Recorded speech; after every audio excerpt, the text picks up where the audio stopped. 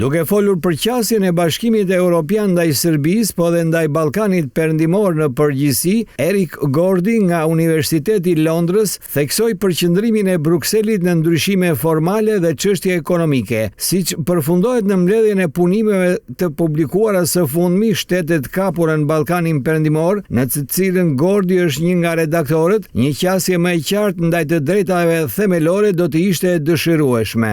Serbia në vitin 2025 ishte ndër vendet e botës me rënien më të madhe të lirive, sipas një studimi të organizatës ndërkombëtare jo qeveritare Freedom House, e publikuar në muajin mars. Me statusin e vendi pjesërisht të lirë, çështja e lirive dhe sundimit të ligjit bëhet thelbi i këmbguljes së Bashkimit Evropian ndaj Serbisë. Pikërisht për këtë arsye, Serbisi kanoset humbja e 1,5 miliardë eurove të mbetura nga plani i rritjes i Bashkimit Evropian. Jelica Minić, e lëvizjes europiane në Serbi, vlerëson se ndryshe nga publiku profesional që nuk i sheh shqetësimet, elita qeverisë në Serbi ka një qasje tjetër. Duket se ata mendojnë se kjo është e zgjidhshme edhe se nuk është e sigurt që Bashkimi Evropian do të ndërmarrë një hap të tillë.